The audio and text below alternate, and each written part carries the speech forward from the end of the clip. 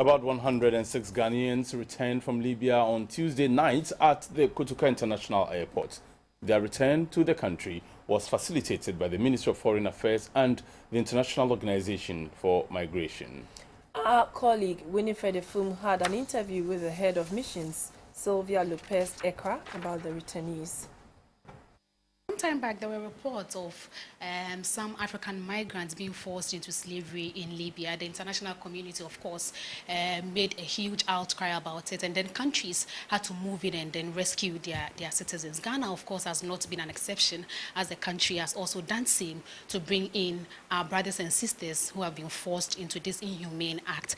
Towards the end of last year, there were quite a lot of new developments in the area of irregular migration and human rights abuses and exploitation of migrants in Libya. But I think it's very important to also say that not all migrants are in detention centers in Libya, and I'm really putting the emphasis on that because the flight that came yesterday, which was our third charter flight since June, so we had one in July, one in November, and one yesterday night, which was the third one. The majority of the returnees on that flight were not from detention centers. They were Ghanaians living in Libya, working in Libya, stranded in the crisis there, who expressed their willingness to come back home, and 1/3 were also coming from detention centers. So that group of returnees yesterday was mixed, and it's very important that we recognize that there are different profiles and different types of Ghanaians in Libya, and that not all of them are coming out of detention centers. Okay. Since they are coming from outside the country, were they screened? Fully screened, and I think it's important to say that the screening is not to stigmatize them. The screening is to protect themselves, because if anything is detected, the first beneficiary of that is going to be the migrant, because they will receive the assistance, whether it's medical or otherwise psychosocial, that they need. So would you say that generally Ghanaians in Libya are safe?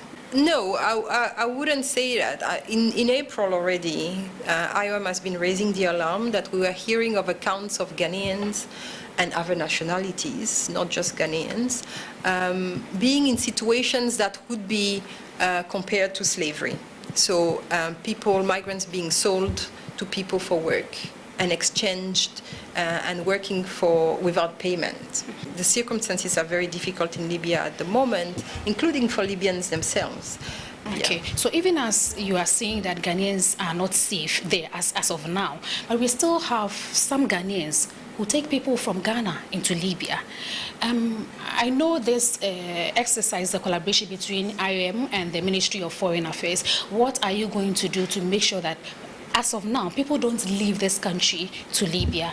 This is a very important point that you're raising, because we have to be working on the two fronts. We have to return those that are there back to safety and do that in dignity and work on their integration. At the same time, we have to work on the prevention, because you still have a lot of Ghanaian young men, especially because in Ghana, the majority of those going to Libya are men, thankfully, because for women, the situation is even worse in terms of sexual violence and rape.